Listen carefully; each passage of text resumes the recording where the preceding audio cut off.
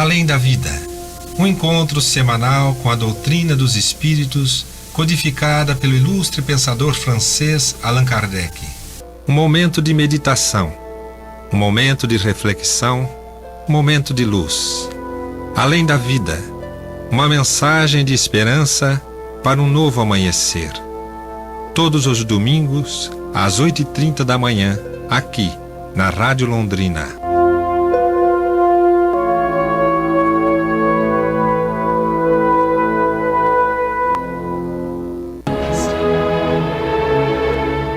Bom dia, prezado ouvinte da Rádio Londrina, cumprimenta os Silene, a equipe do programa. É uma alegria estarmos mais um domingo juntos para boas reflexões a respeito daquilo que nós precisamos arrumar na nossa vida. O tema de hoje é para mim, muito para mim. Mas vamos passar o microfone para a Jane. Nosso desejo de paz, fraternidade, bom dia, muita calma, que esse que é o tema de hoje. Verdade. Então nós vamos, nesse primeiro momento, prestar atenção nesse momento.com, porque é muito, mas é muito importante e muito lindo também. Deus abençoe.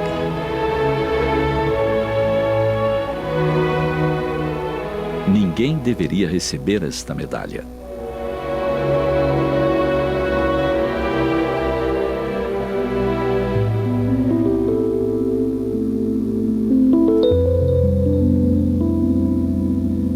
Marilyn Wills deixou sua mesa e foi para a sala de conferências naquela manhã.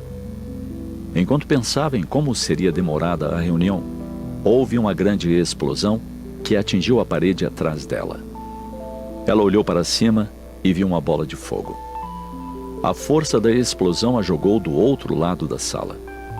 Havia fumaça. Pessoas gritavam. De joelhos engatinhou, procurando chegar na porta mais próxima. Estava muito quente. Isso significava fogo do outro lado. Então, com os joelhos ensanguentados, foi rastejando através da fumaça para o outro lado, com a manga do suéter na boca para respirar. Alguém agarrou a parte de trás de sua calça. Era uma mulher que trabalhava em seu escritório. A tenente-coronel Wills ofereceu a outra manga do suéter para ela. Depois, para um soldado e outro oficial. Ela começou a rezar. Senhor, me tire daqui. Lembrou das duas filhas. Não quero morrer, Senhor. Viu um pequeno raio de luz e rastejou para lá. Um soldado jogou uma impressora ou algo parecido contra aquela janela. Sem resultado. As janelas do Pentágono são feitas para não serem rompidas. Alguém arrancou freneticamente a moldura da janela. E a corajosa mulher foi ajudando os companheiros a sair. Quando finalmente ela saiu, perdeu a consciência. E acordou 2 dias depois no hospital. Inalara muita fumaça e apresentava queimaduras. Foi presenteada com a medalha do soldado por seu heroísmo durante esse ataque de 11 de setembro de 2001. Pelos ferimentos sofridos, ela recebeu mais tarde o Coração Púrpura, condecoração oferecida a soldados feridos ou mortos durante o serviço militar. Em uma entrevista, disse a corajosa mulher: ninguém deveria receber um coração púrpura. Imaginamos por que ela teria assim se expressado. E nos demos conta. Ninguém deveria ser ferido ou morto em combate. Isso significaria abolir a guerra, os conflitos armados, as ações terroristas. Isso significaria colocar em prática o amai-vos uns aos outros, perdoai os vossos inimigos. Lições que atravessaram milênios, mas ainda não alcançaram os nossos corações, porque não aderimos a essas convocações.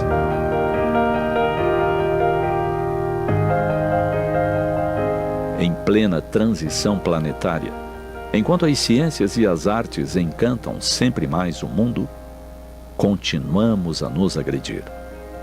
Agressões no estreito círculo familiar. agressões na escola, no trabalho. Parece que não aprendemos que a violência não é ruim somente quando nos atinge ou a quem amamos.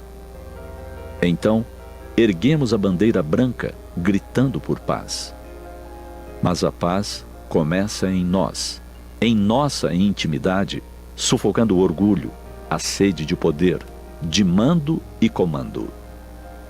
Aprendei de mim, disse o sábio Galileu, que sou manso e humilde de coração, e encontrareis repouso para as vossas almas. A tenente-coronel retornou ao trabalho apenas 11 dias depois dos ferimentos sofridos.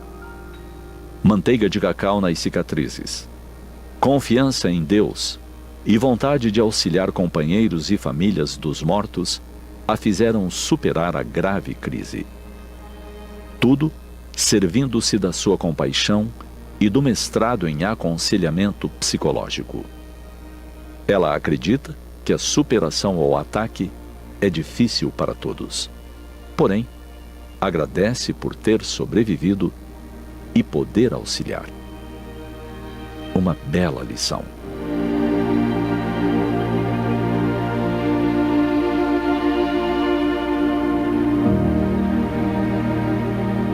Acesse o YouTube, digite @canalfep e conheça nossas playlists, palestras, seminários, treinamentos, curtas. Lembre-se, acesse o YouTube e digite @canalfep. Navegue e inscreva-se gratuitamente para receber lembretes a cada novidade.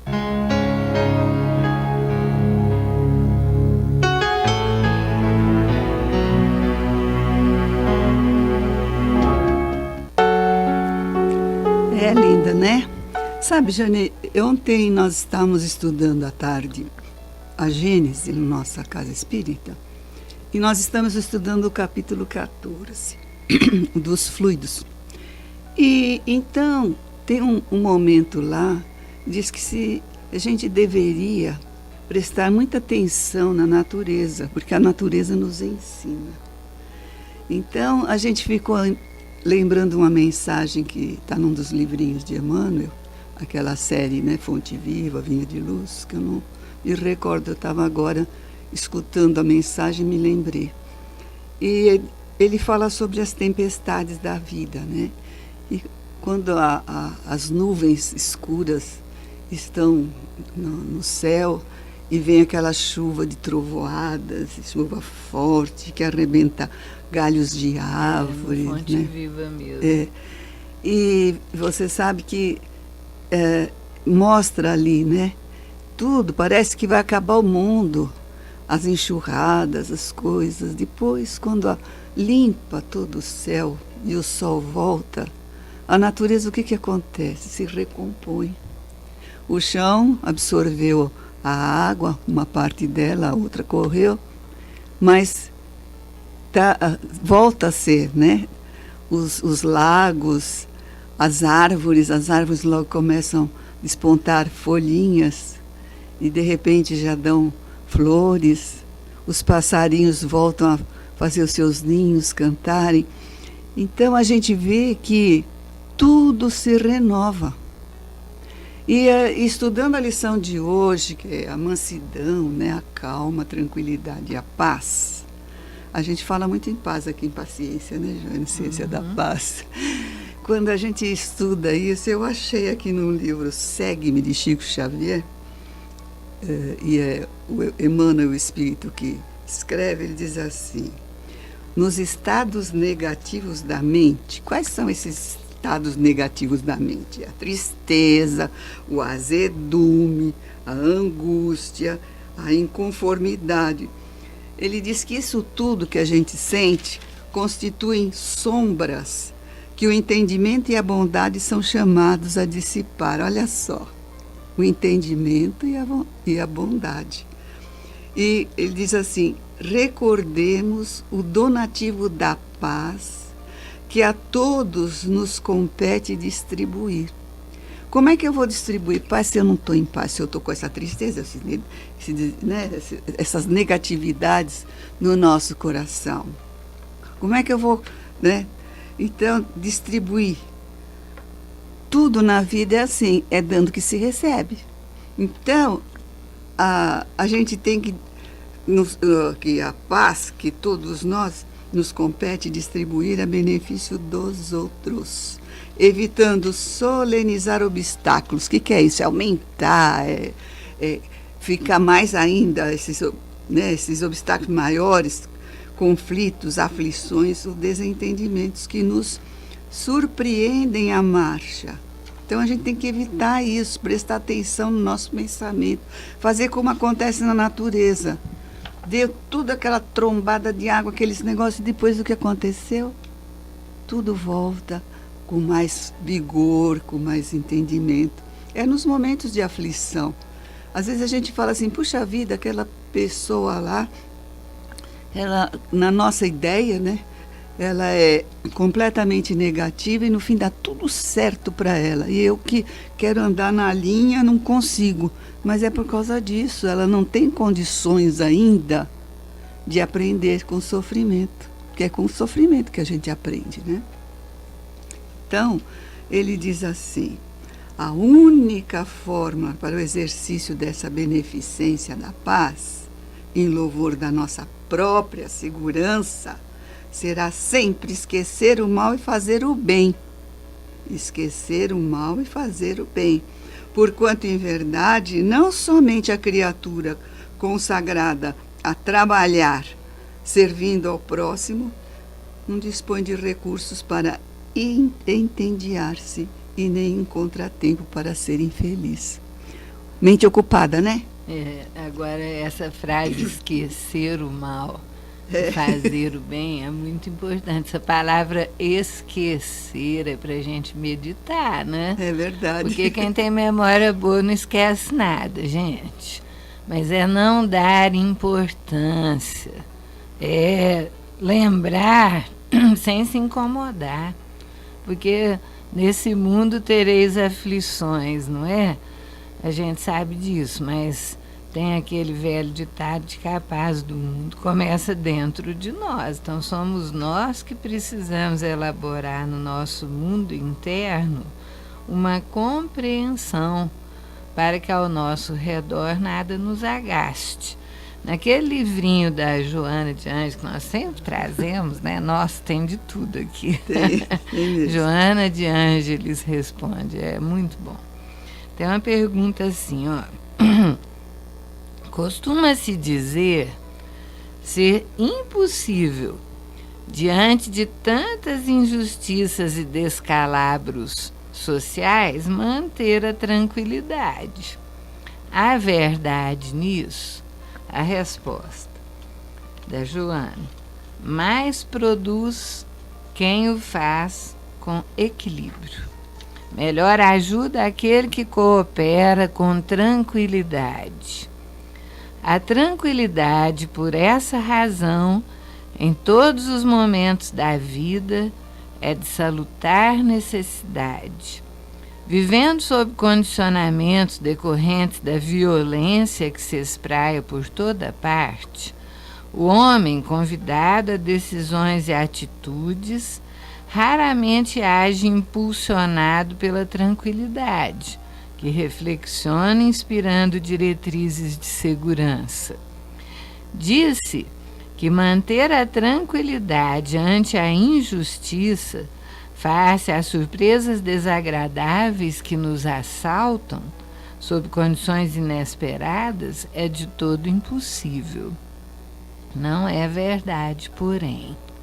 Mister bem se depreende facultar condições para que vicejem as expressões da paciência no coração e na mente, em perene tranquilidade. Consciente de que todo mal aparente redunda num bem real e que toda aflição faculta resgate de dívida passada, nenhuma conjuntura infeliz consegue alterar o ritmo da tranquilidade interior. Em qualquer situação, mantenha tranquilidade e não te desesperes. Muitas vezes, parece que o auxílio divino te chegará tardiamente. Logo após, fazendo revisão das ocorrências, constatarás que o socorro celeste sempre chega 10 minutos antes da hora grave, resolvendo o problema. Persevera, pois, em tua tranquilidade sempre. Então a gente tem que buscar isso. No Evangelho lá, segundo o Espiritismo, nós temos a lição de um espírito amigo, que alguns dizem ser a própria Joana, quando nos fala sobre a paciência, não é? E que ela diz que a paciência é uma bênção, né? Quando a dor é uma bênção que Deus envia aos seus eleitos, diz ela. Não vos aflijais, pois, quando sofrerdes, ao contrário, bendizei a Deus Todo-Poderoso que vos marcou com a dor nesse mundo para a glória no céu. Os cristãos do passado compreendiam bem isso, eram serenos, mesmo diante das portas da morte, porque tinham a certeza da imortalidade, a força interior para conduzi-los ao sacrifício, aguentando tudo. Nossa, tem um livro de um escritor lá do século XVIII, XIX, que ele fez uma compilação daquilo que estava nos artigos dos cristãos primitivos. Ele descobriu documentos antiquíssimos, né, que contavam os detalhes dos sofrimentos dos cristãos. Gente, é impressionante. Chama O Martírio dos Cristãos. Nós não conseguimos ler até o fim, porque descreve o que eles faziam. Tinha cristão que era cozinhado vivo, ou sentava em cima de ferro em brasa. Não, daí para pior, viu, gente? Não aguentamos ler o livro inteiro, lemos um pouquinho só, porque são martírios inenarráveis. E eles aguentavam tudo com paciência, com coração em Deus, sabendo que tudo aquilo era passageiro. Agora, por causa de uma coisinha de nada, as pessoas se desarvoram. Nós precisamos manter a paz. As pessoas estão em tamanha dificuldade que qualquer comentário, desculpa, qualquer comentário de outra pessoa, se essa que está em dificuldade de entender de modo enviesado, ela põe em perigo o outro. Qualquer coisa, um processa o outro. É verdade. Né? Um não entende o outro. Nós já tivemos uma vez conversando com um senhor já sexagenário, nos contando como que estão as coisas, uma intolerância, que ele tinha um amigo de infância, foi amigo dele muitos e muitos anos. Aí há pouco tempo ele descobriu que esse amigo, ele mudou de sexo, mudou de nome. Aí um dia na rua ele esqueceu, chamou esse amigo pelo nome antigo, que era o nome que ele estava acostumado. Pronto, está sendo processado. Gente do céu, tem que demonstrar inocência. As coisas estão muito difíceis, né? É uma intolerância muito grande. Uma coisa que, assim, sem entrar em política nem nada, né? Mas a gente tem que ter um pouco de compreensão. Aquela situação que está envolvendo o Wallace, o jogador de vôlei do Cruzeiro, que é um dos melhores do Brasil, campeão olímpico, campeão mundial. É uma coisa assim infeliz que aconteceu, e a gente analisando a situação, nós pensamos como que ele foi ingênuo, porque ele faz clube de tiro, né? E postou ele atirando lá no clube de tiro, e logo que houve o resultado da eleição, todo mundo deve saber disso, mas alguns não sabem, né? Ele foi Alguém, talvez até de propósito, espicaçou ele, perguntando o que ele achava de dar um tiro na cabeça do Lula. Olha só que pergunta mais infeliz também, né? E ele, em vez de silenciar, deixar para lá, talvez movido pela curiosidade, ele resolveu perguntar isso lá para o povo que segue ele. Pronto, isso foi a arma para ele estar sendo julgado como instigando violência. Gente, se a gente tiver um pouco de calma na análise, nós vamos pensar que ele deve ter agido por simples curiosidade. Ele nem pensou que poderia estar acarretando problemas com aquilo. Agora estão querendo bani-lo para sempre do voleibol. E aí os campeões do vôlei no Brasil inteiro, aqueles que são serenos, estão se armando contra essa que eles chamam de uma injustiça, uma perseguição. Estão fazendo de tudo para que ele possa ser inocentado. Gente do céu, olha onde está a intolerância dos homens. Nós temos que ter calma, serenidade, compreensão. Esse jogador demonstrou a vida inteira um exemplo de convivência pacífica, de tolerância, de serenidade com todo mundo. Agora, por causa de um erro, pode ser expulso do voleibol, um dos melhores do mundo na área dele.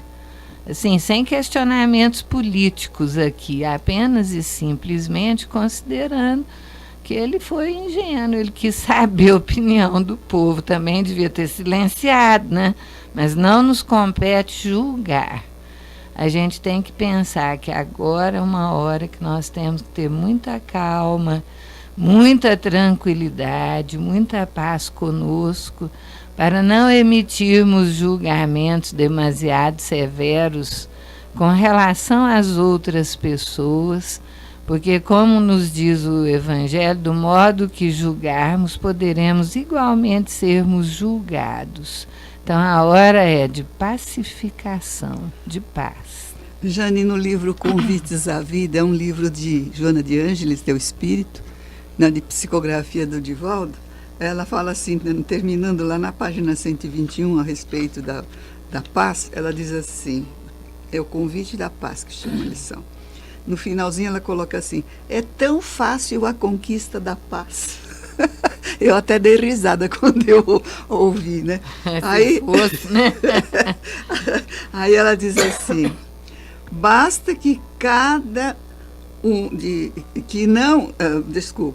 basta que não ambiciones em demasia. Ela vai colocar como que a gente vai conseguir a paz. Então, não ambicionar em demasia.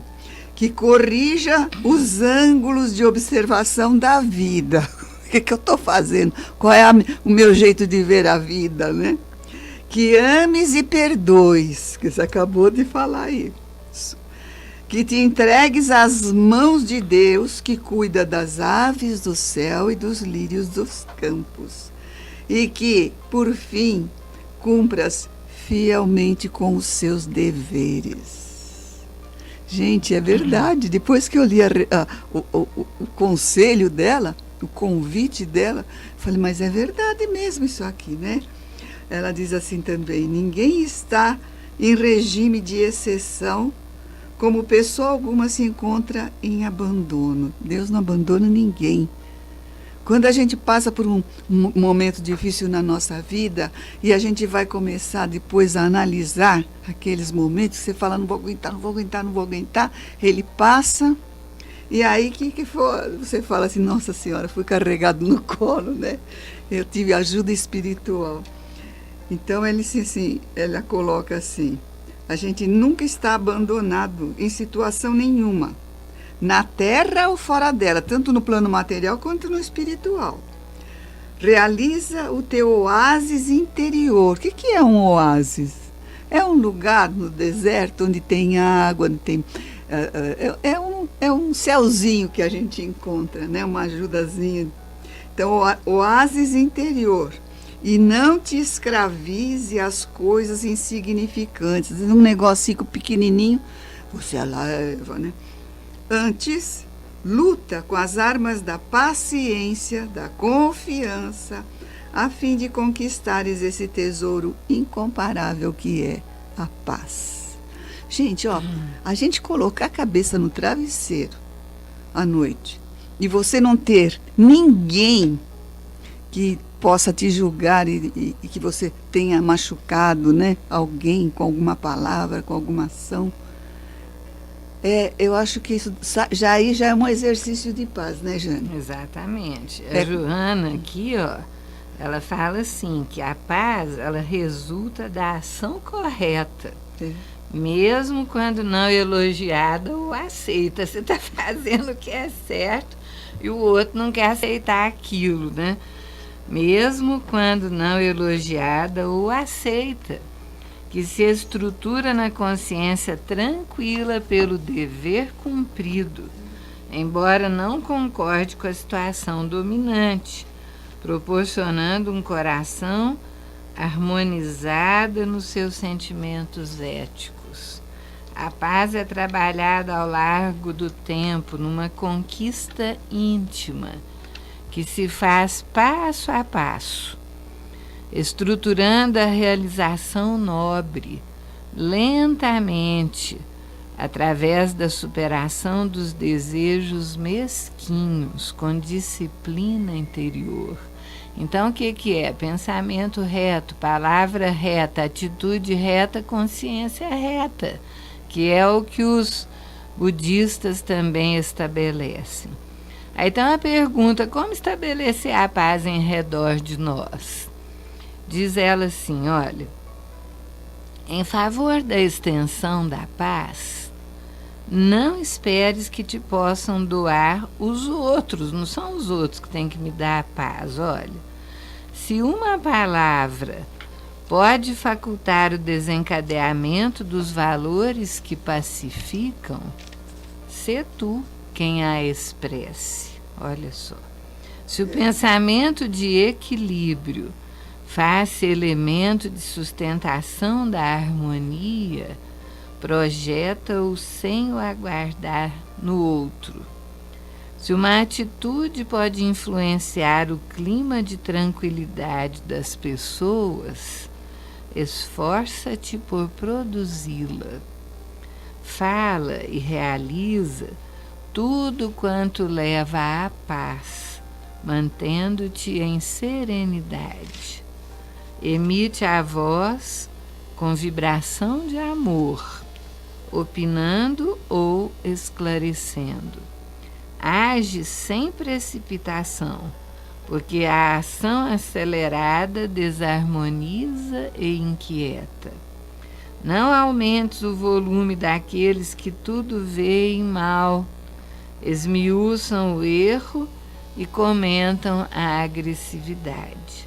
Tranquilo, fomentarás o otimismo e manterás a alegria em ti mesmo e em volta dos teus passos. Então, ser aquele que leve consigo na mão o estandarte da caridade, da luz, do amor e da fraternidade, a paz pacificando. Você sabe, Jane, no livro Quando Voltar à Primavera, que também é de Divaldo, né? Psicógrafo e é da Amélia Rodrigues, ela tem um capítulo aqui que Jesus conversa com Pedro, porque Pedro, ele era assim meio impulsivo, né?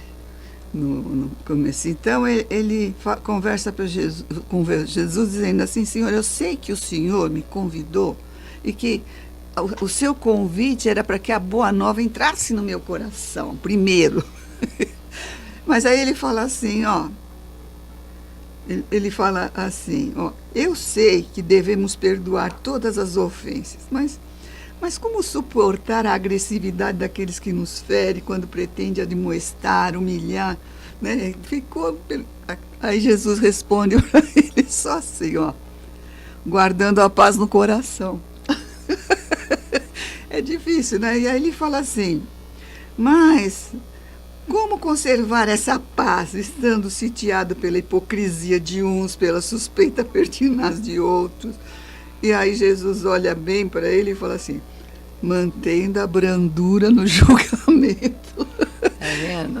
O Pedro era bem um homem de todos os tempos, um homem normal de todas as épocas. Pois né? é, então. Aí ele fala, né?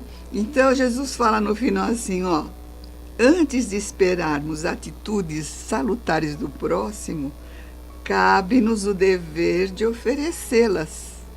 Olha só. Então, o que no fundo, gente, nós é que temos, se eu quero a paz em torno de mim, a paz começa em mim, né? Tem aquela musiquinha lá da paz, do que A paz do mundo começa em mim, né? Então, é bem isso. Como é que eu vou pacificar a minha família, ao redor da minha família, se eu estou irritado, se eu estou reclamando disso, reclamando daquilo? Não tem jeito. Eu tenho o quê? Que colaborar.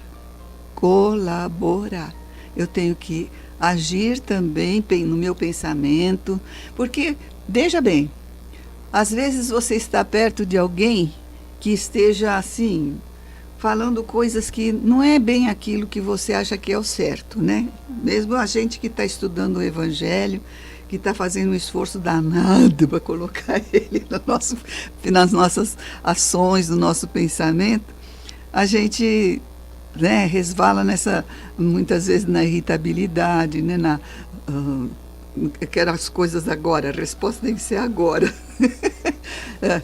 Às vezes eu falo assim, por favor, pega aquilo para mim, mas tá bom, já eu pego. Eu vou lá e pego, né, porque eu estou precisando naquela hora. Então é bem isso, né? A gente não tem paciência de esperar o tempo do outro, né? Então é isso que a gente tem que se harmonizar pelas pequenas coisas. Eu me lembro, o meu marido conta, né, que a casa dele era assim, quando eles mudaram, quando ele nasceu, porque a gente já é tudo quase 80 anos, ele nasceu e a rua não era asfaltada. Então tinha um monte de molecada, né, as famílias eram grandes, e eles jogavam bola juntos, né? E tinha uma família de gente negra na frente da casa dele, assim, que jogava bola. Então ele falava, negão, joga a bola para mim. Hoje, por exemplo, não pode falar mais nada assim. Quer dizer, era um jeito carinhoso, né, de jogarem juntos, de brincarem juntos. Ninguém levava nada a sério. Hoje em dia a gente tem que tomar um cuidado para morder a língua e ver o que você vai falar. Porque é que nem assim, tinha umas menininhas lá no prédio, pequenas assim, né, de 4 anos, de 3 anos. E o Cláudio é muito carinhoso, às vezes ele se ele tem bala, ele distribui e tal. E as meninas gostam muito dele, os meninos, não só as meninas, os meninos. Agora que já estão com mais idade, uns 8 anos, ele já não faz isso mais. Ele falou assim, eu não posso fazer mais isso. Eu adoro aquelas crianças, acho bonito, mas eu tenho que me policiar. E elas também, né?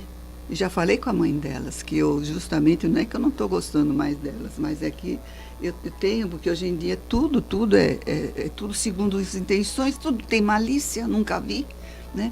Então, nunca tivemos tão pouca liberdade. É verdade. Então, você vê como é.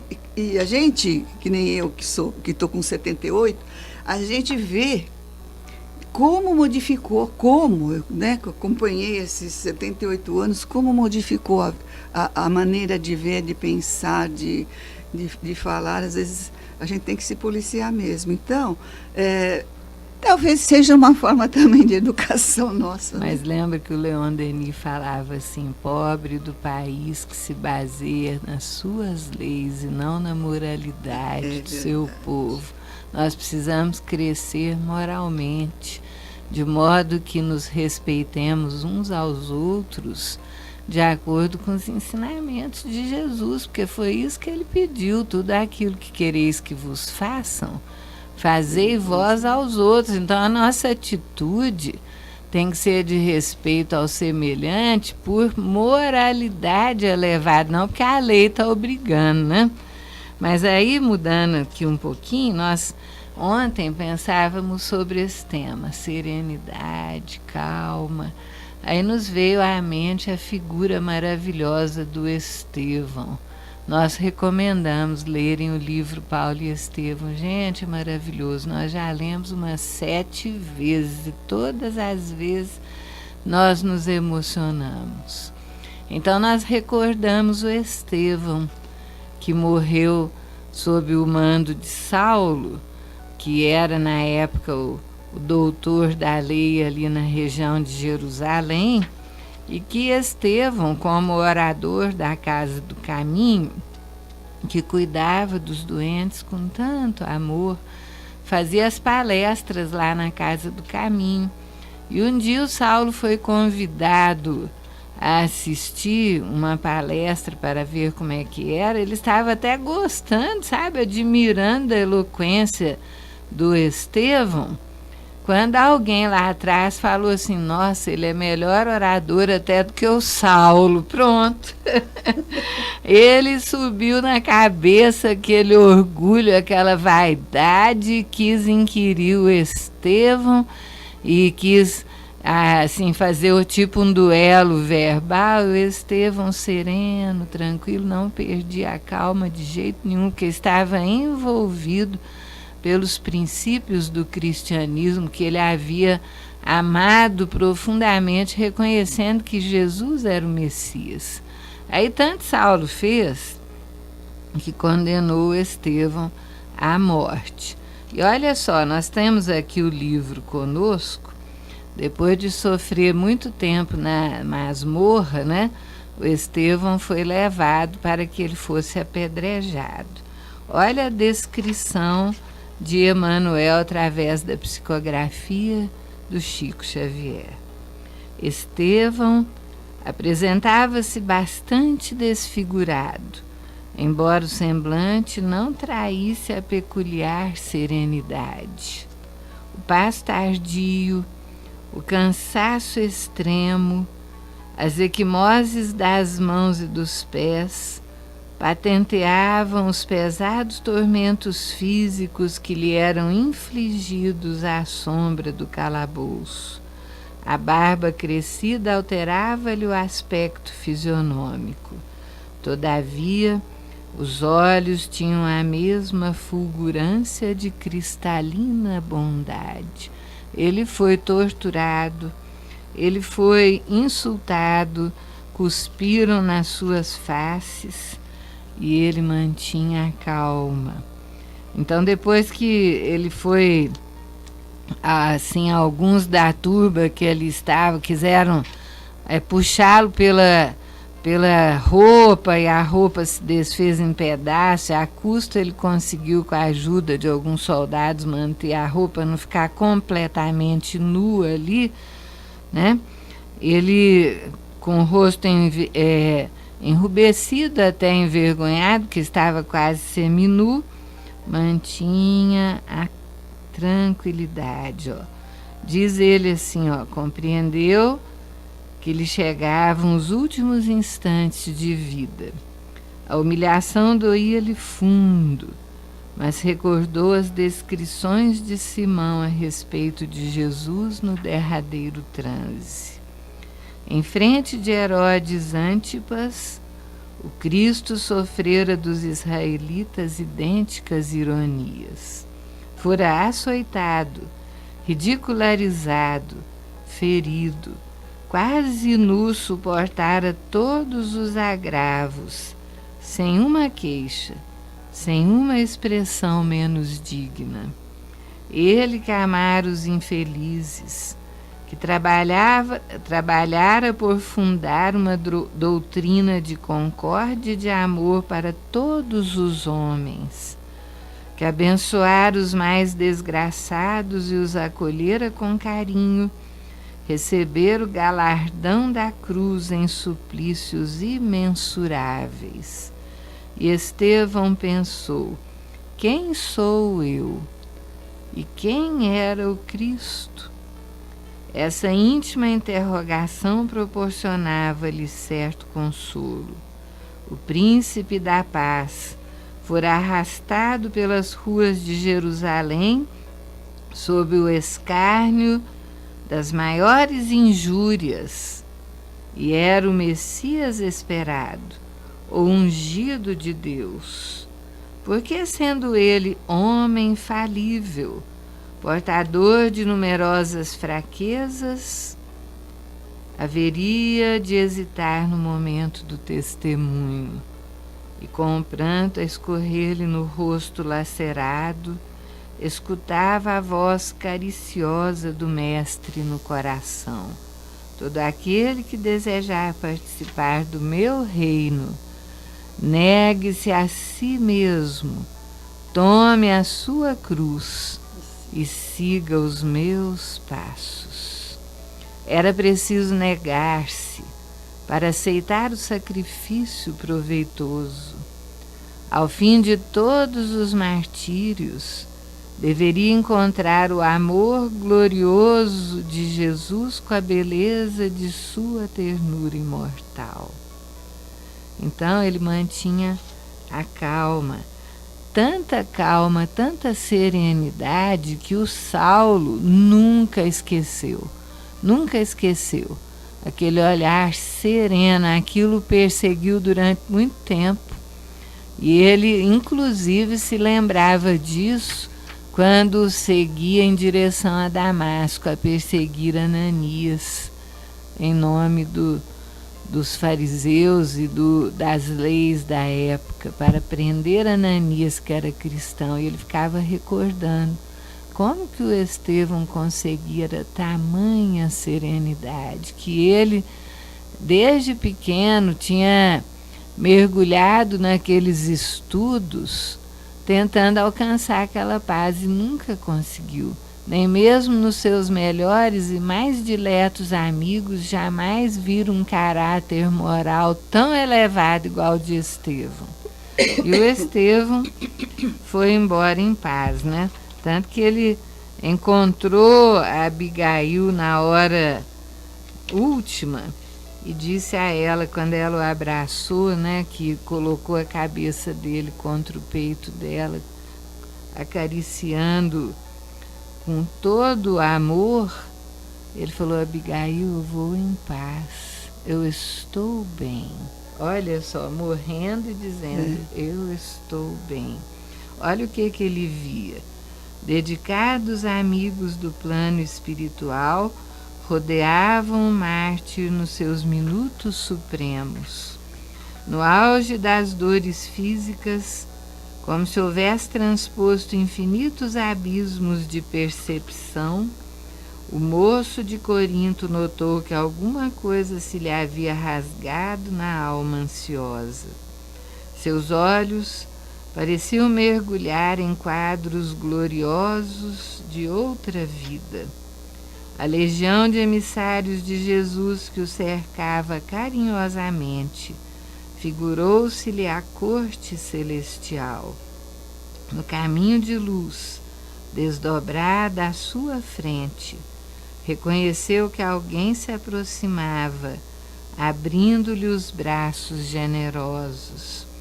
Pelas descrições que ouvira de Pedro, percebeu que contemplava o próprio Mestre em toda a resplendência de suas glórias divinas. Então, gente, é a paz que ele conquistou dentro de si, dentro da sua vida ilibada, consciência reta, todos os momentos com amor e confiança em Deus e, finalmente, com Jesus no coração, porque ele se tornou cristão, o primeiro mártir do cristianismo. Foi embora em paz, todo torturado, com zombarias cuspidas na face, torturas, e ele sereno, porque estava em paz consigo. Jane, eu ontem, quando procurei no livro Ave Luz, é um livro do espírito Shaolin, na psicografia de João Nunes Maia, a parte em que João conversa com Jesus a respeito da brandura. E tem um momento lá que Jesus fala assim: o comerciante, quando ele vai, né, está no seu comércio, ele é tudo solícito, ele é tudo calmo, né? Ele é afável com as pessoas, ele está fazendo um exercício de brandura. E essa brandura, ele falou assim, são tantos anos que depois, em outras encarnações, nas outras etapas, ele vai trazer aquela brandura para o seu coração e para os outros, né? Então, que a gente possa lembrar desse exemplo e começar a trabalhar em nós essa brandura no coração. Nós chegamos ao momento em que teremos que deixar os 15 minutos do Zé Antônio, porque Jair presente pelo Chico Xavier, que ele vai comentar hoje. Um abraço a todos, um bom domingo, muita paz. Desejo de paz profunda e essa calma interior que é a necessidade nossa. Muita paz. Olá, amigos. Hoje eu vou dividir com vocês uma experiência que me foi muito interessante. Eu estava pesquisando para as cartas do além, recebo a ajuda de uma grande amiga que está no Mato Grosso. Ela que vai lendo várias cartas do além e vai selecionando aquelas que ela acha muito comoventes, me manda. Juliana Bachensky, ela, seu marido, Christian, me ajudam muito. E aí elas já mandam algumas selecionadas, eu estudo, e ela me mandou esses dias uma carta do livro Jovens do Além, editado pela GEM, né, o Grupo de Estudos Emmanuel, o Grupo Espírita Emmanuel de São Bernardo do Campos. E eles têm feito um trabalho bastante interessante da década de 70, década de 80, lançaram vários livros com mensagens de vários jovens, inclusive, e um desses livros recebeu o nome Jovens no Além. E contém várias mensagens, 4, 5 mensagens de cada jovem, do Augusto César, do Carlos Alberto, nós já apresentamos uma do Carlos Alberto, Jair presente e Vadi Abraão. Jair presente é uma mensagem que nós escolhemos para gravar.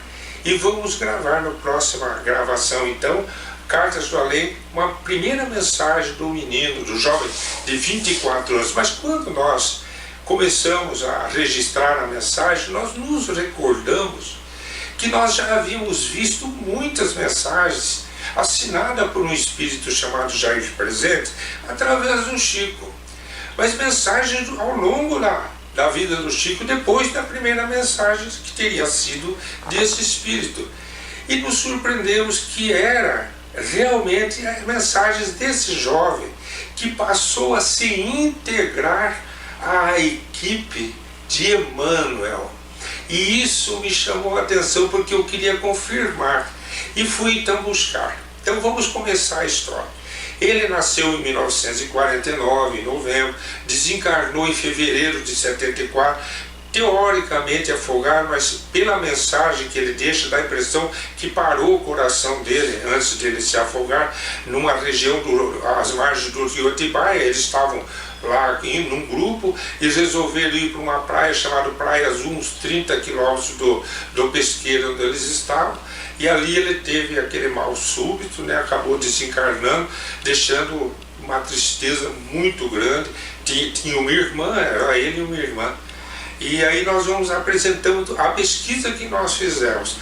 Então, ele era um jovem muito especial, diferente da maioria dos jovens. Por quê? Porque ele era muito estudioso, muito capaz. E vocês vão ver o que nós encontramos na vida dele, na pesquisa. Um dos pesquisadores fala primeiro do pai dele, da dor sofrida, dizendo assim, a sua morte deixou subitamente a família Presente, que é o sobrenome dele, diante de uma lacuna que sugou de dor e sofrimento o coração do querido vendedor de frutas, o senhor José Presente, que seu pai, que sua banca no Largo do Rosário, perdeu completamente o desejo pela vida, ficando sem trabalhar por aproximadamente um mês, até que, por insistência dos seus familiares, ele voltou à sua banquinha, e uma das suas freguesas, que era espírita, percebendo o grande sofrimento, a tristeza daquele pai que perdeu o filho na juventude, dá a ele o livro Presença de Chico Xavier. E o senhor José, depois que leu a obra, isso na década de 70, Chico já tinha 60 e poucos anos, 60 anos. O senhor José ficou tão entusiasmado que ele ficou obcecado pela ideia de conhecer Chico e já queria ir imediatamente. A família não queria, mas ele insistiu, e no mês seguinte, ali em março, logo naqueles dias depois que ele leu o livro, no dia 15 de março, ele estava diante de Chico Xavier, diante de uma das tarefas mediúnicas para a noite, e Chico recebeu comovente mensagem assinada, para surpresa de todos, do jovem Jair presente. E essa primeira mensagem nós vamos gravar para a próxima reflexão, que vai ficar anexada à playlist Cartas do Além. E vamos aos comentários sobre essa situação. O que aconteceu? A sintonia entre esse espírito, que deixa uma mensagem muito bonita, e vocês vão, tendo interesse, vão ver a próxima reflexão, vocês vão ver que bonita que é, mas vão ver que o jeito que ele escreveu a primeira mensagem é diferente das outras, porque ele pede ao Emmanuel, pede aos dirigentes de Chico, que é Emmanuel o principal, para que ele escreva do jeito dele, não do jeito que a espiritualidade pediu que ele escrevesse a primeira mensagem.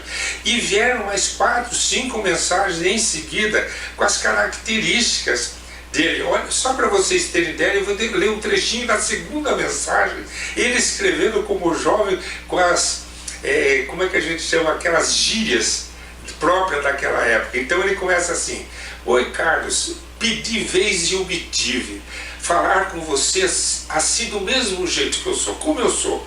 Vocês não me veem, mas eu nunca fui Jair presente como agora. Presente, apenas presente para um abraço no rancho. Como é que é? E o Sérgio? Aquele negócio da Praia Azul no domingo não deve meter medo. De qualquer modo, o modo é aquele mesmo, dá uma de afogado para não cair numa de doente, outra de doente. Porque doente eu nunca fui, e afogado eu não fiquei sendo.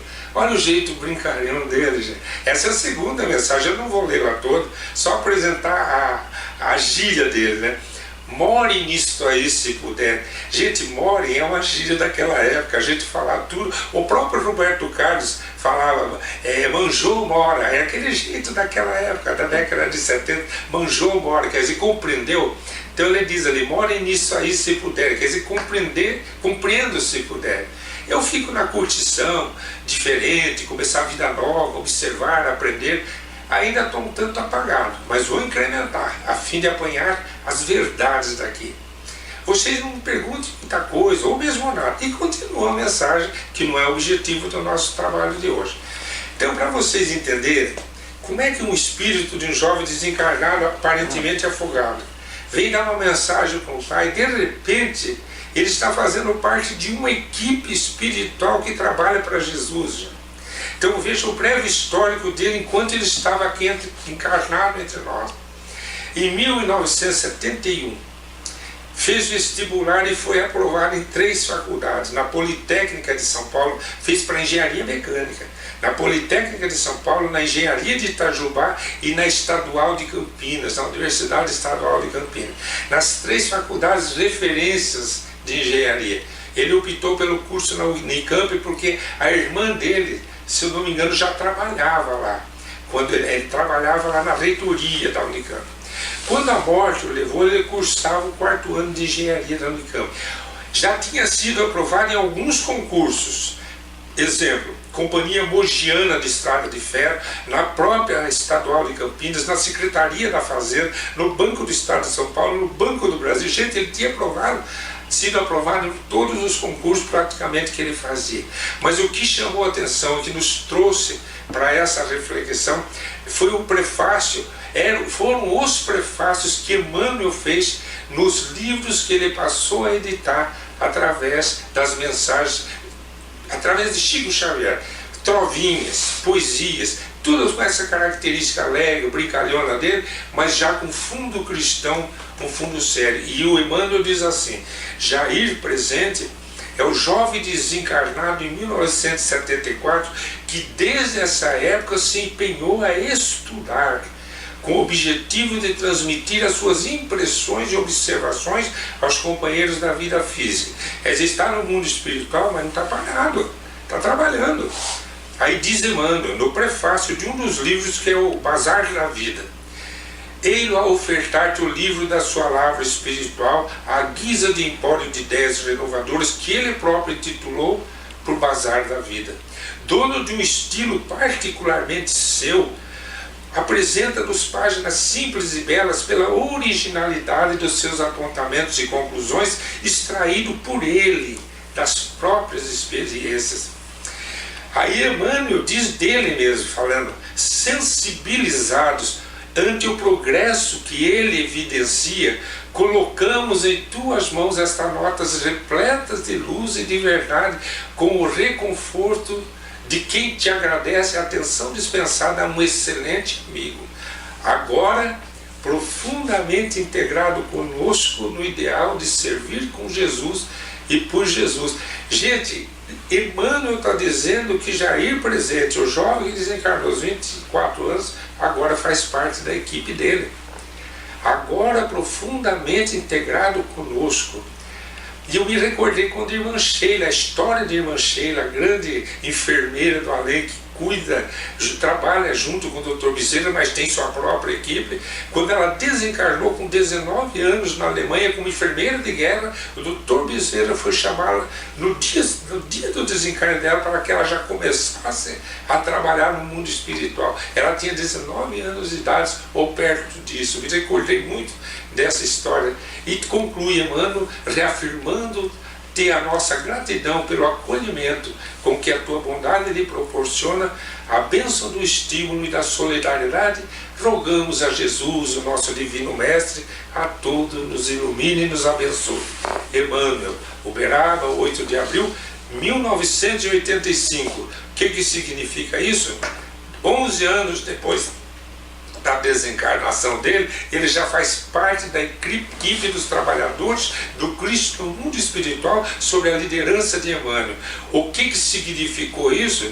Significaram 7 livros da sua autoria, da autoria dele. Ele chegava para Emmanuel, tenho mais um livro aqui.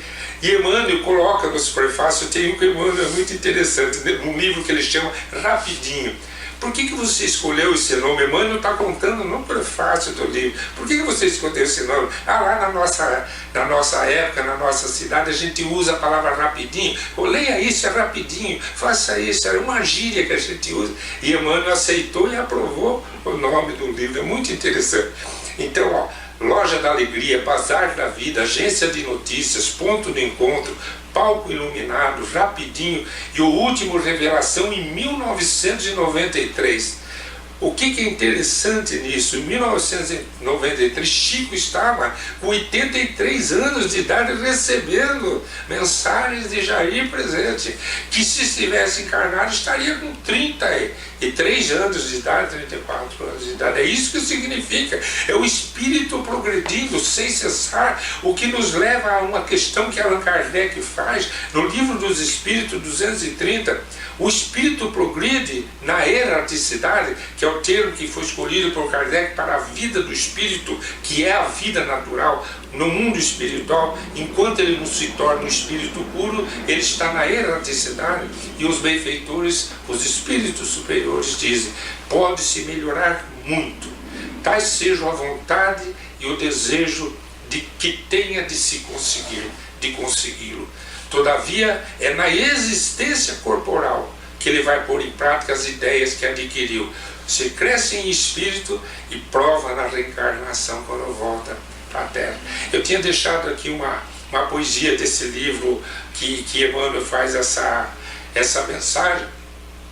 É bem curtinho, eu vou ler para vocês, sei que o tempo já está estourado. Mas nós estamos aqui numa reflexão muito, muito interessante, que a gente não pode perder. Uma frase amiga, umas trovinhas de Jair Presente por Chico Xavier. Não prossiga descuidado no passo com que vai indo. Veja ao redor de você os tristes que vão seguindo. Há quem lhe peça consolo, nunca recuse a esperança. É muita gente sofrendo nas trevas da insegurança. Aquele homem robusto que empina a cabeça erguida não poderia contar as mágoas que traz na vida. Aquela mulher bonita, quem sabe, é a bela doente que procura por socorro de algum médico iminente. Cada pessoa se ocupa do que se lhe faz preciso. Demonstre a própria bondade, é começar do sorriso. Siga sempre auxiliando na escola viva do bem. Não sonegue o seu concurso. Nunca despreze ninguém. Se você não crê na força da frase amiga em ação, olhe o pedaço de vela acesa na escuridão. Jair presente.